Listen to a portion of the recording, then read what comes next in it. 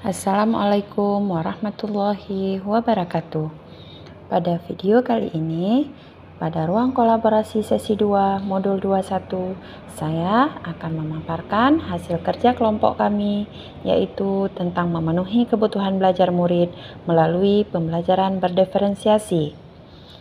Kami dari kelompok 1, anggota kelompok kami berdua, yaitu Ibu Citreni Awana dan saya sendiri, Fitria Ulfa. Kolaborasi adalah nilai luhur bangsa Indonesia, yaitu gotong royong. Itu menurut Iwan Syahril. Tujuan pembelajaran khusus pada modul kolaborasi ini yaitu CGP akan dapat melakukan refleksi kolaboratif untuk menganalisis implementasi pembelajaran berdiferensiasi. Pembelajaran berdiferensiasi merupakan suatu proses pembelajaran di mana guru berusaha memenuhi kebutuhan setiap peserta didik dalam materi pelajaran yang sesuai dengan kemampuan, apa yang disukai, dan kebutuhannya masing-masing, sehingga mereka tidak merasa terbebani atau frustasi dan merasa gagal dalam pengalaman belajarnya. Kebutuhan belajar murid meliputi 3 aspek, yaitu kesiapan belajar, minat murid, dan profil belajar murid. Kesiapan belajar adalah kapasitas murid untuk mempelajari materi baru, sedangkan profil belajar murid merupakan pendekatan pembelajaran yang disukai murid seperti gaya berpikir, kecerdasan, budaya, latar belakang, dan kelamin. Profil belajar bisa berupa bahasa, budaya, keadaan keluarga, dan gaya belajar. Pembelajaran berdiferensiasi dalam penerapan pembelajaran ada 3 strategi, yaitu berdiferensiasi di konten, berdiferensiasi di proses, dan berdiferensiasi di produk. Diferensiasi di konten yaitu materi yang disampaikan oleh guru harus mengukur kesiapan murid, mencari informasi siapa yang akan diberi bahan ajar mendasar atau transformatif, konkret atau abstrak, sederhana atau kompleks, terstruktur atau terbuka, membedakan murid yang masih tergantung atau mandiri, lambat atau cepat. Berdiferensiasi di proses adalah bagaimana siswa memahami atau memaknai apa yang dipelajari. Penerapan diferensiasi proses dalam pembelajaran diantaranya kegiatan berjenjang, penggunaan pertanyaan pemantik, membuat agenda individual, variasi waktu, mengembangkan kegiatan bervariasi, dan menggunakan pengelompokan yang fleksibel. Sedangkan diferensiasi di produk dalam pembelajaran dapat dilakukan dengan memberi pilihan atau kebebasan pada murid bagaimana mereka mau mengekspresikan hasil pembelajaran yang telah mereka lakukan, baik berupa teks, infografis, audio, maupun audio visual. Di sini kami berdua dengan Ibu Citreni Awana menganalisis kasus di SMK, yaitu tentang kisah Pak Ceta yang merupakan seorang guru mata pelajaran teknologi perkantoran di sebuah SMK. Pak Ceta berencana akan melakukan sebuah pembelajaran tentang transaksi online pada jurusan otomatisasi dan tata kelola perkantoran. Kemudian, tujuan pembelajaran yang dirancang oleh Pak Ceta adalah murid-murid dapat memahami ruang lingkup transaksi online dengan cermat dan kritis. Adapun ruang lingkup transaksi online ini terdiri dari materi mengenai pengertian-pengertian transaksi online, manfaat transaksi online, dan jenis-jenis transaksi online. Berhubung pada saat itu sedang pandemi, maka pembelajaran yang dilaksanakan oleh Pak Ceta adalah melakukan via daring. Pak Ceta memutuskan untuk membuat sesi melalui Google Meet dan juga dilanjutkan dengan sesi WA grup kelas. Pak Ceta membuat sesi daring melalui Google Meet dengan murid-muridnya di satu kelas. Setelah melakukan pembukaan dengan berdoa dan bertanya tentang perasaan murid, Pak Ceta pun menjelaskan tujuan pembelajaran yang ingin dicapai pada pembelajaran tersebut.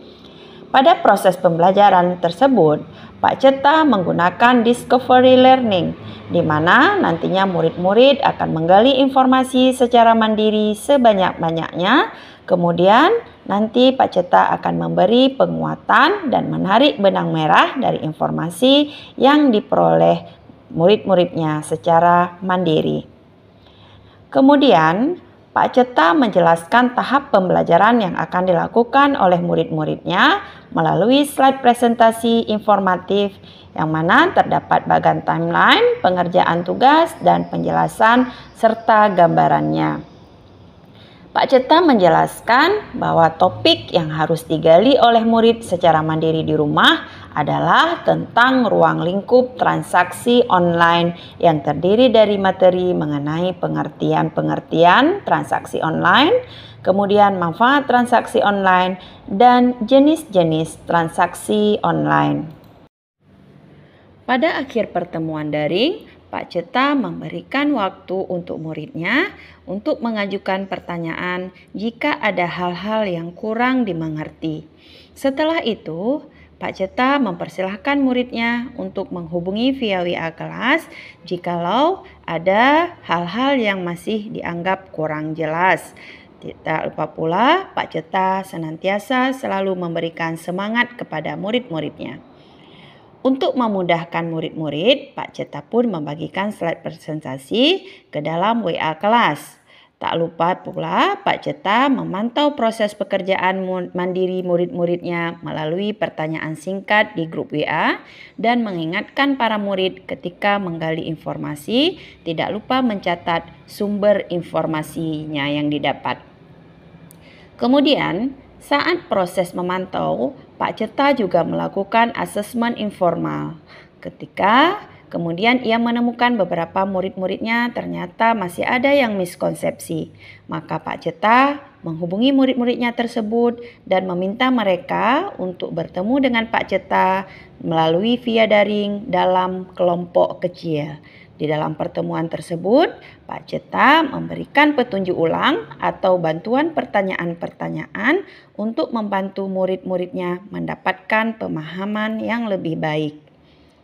Setelah selesai tugas mandiri, para murid pun kembali bertemu dan Pak Ceta di sesi pembelajaran daring selanjutnya, murid-muridnya berdiskusi serta berbagi informasi melalui sharing langsung dan kemudian menarik kesimpulan bersama-sama.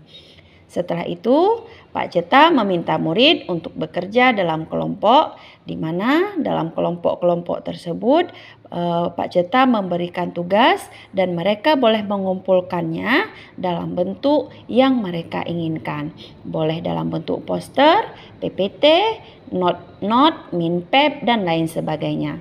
Kemudian ia juga memberikan rubrik penilaian agar para murid lebih mengoptimalkan penggambaran pemahamannya mengenai topik transaksi online.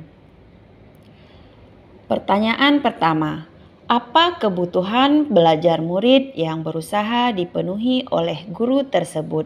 Di sini Pak Ceta telah berusaha memenuhi 3 aspek, yaitu yang pertama kesiapan belajar, yang kedua minat belajar murid, yang ketiga profil belajar.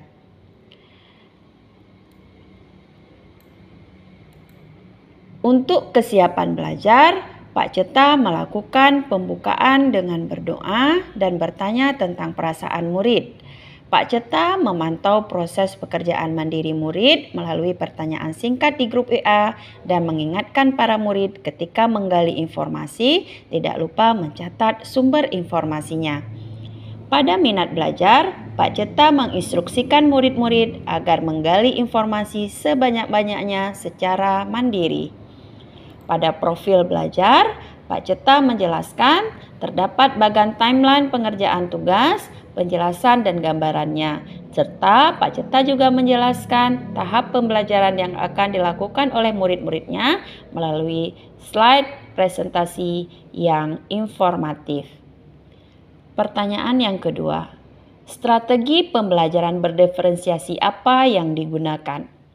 Di sini, Pak Ceta menggunakan berdiferensiasi di 3 aspek. Yang pertama, diferensiasi konten. Pak Ceta menjelaskan tahap pembelajaran yang akan dilakukan oleh murid-muridnya melalui slide presentasi yang informatif. Terdapat bagian timeline pengerjaan, tugas, penjelasan, dan gambarannya. Kemudian, strategi pembelajaran berdiferensiasi yang digunakan yaitu pada diferensiasi proses. Di sini, murid-murid akan menggali informasi sebanyak-banyaknya secara mandiri tentang ruang lingkup transaksi online. Kemudian, murid dibebaskan untuk membuat rangkuman, boleh dalam bentuk poster, PPT, note, minpep, dan lain sebagainya. Kemudian murid-murid berbagi informasi dan Pak Ceta memberi ruang melalui WA kepada murid-murid untuk bertanya jika ada hal-hal yang masih kurang jelas. Kemudian melalui penilaian Pak Ceta melihat ada beberapa siswa yang masih konsepsi dan Pak Ceta memutuskan untuk membuat kelompok kecil agar bisa menjelaskan lebih lanjut kepada murid-murid yang masih miskonsepsi. Kemudian strategi pembelajaran berdiferensiasi yang ketiga yaitu diferensiasi di produk. Di sini Pak Ceta memberikan kebebasan kepada siswa untuk membuat rangkuman topik transaksi online berdasarkan minat mereka. Boleh dalam bentuk poster, PPT, non, minpep, dan lain sebagainya. Bagaimana guru tersebut melakukan penilaian? Ada 3 macam penilaian yang digunakan yaitu yang pertama assessment for learning, yaitu assessment informal melalui pengamatan. Yang kedua assessment as learning dengan memberikan rubrik penilaian agar para murid lebih mengoptimalkan penggambaran pemahaman mereka mengenai transaksi online. Kemudian yang ketiga, assessment of learning dengan menilai hasil produk dari tugas yang dikumpulkan oleh murid yaitu berupa rangkuman dalam beragam bentuk baik individu maupun kelompok. Boleh dalam bentuk poster, PPT, note, minpep, dan lain sebagainya yang disajikan sesuai dengan rubrik penilaian yang diberikan. Ini adalah dokumentasi pada saat kami melakukan diskusi rukol sesi pertama bersama rekan-rekan CGP yang hebat dan ibu fasilitator yang sangat luar biasa beserta ibu pengajar praktik yang juga sangat luar biasa. Terima kasih untuk semuanya. Salam dan bahagia Bapak Ibu guru hebat. Assalamualaikum warahmatullahi wabarakatuh.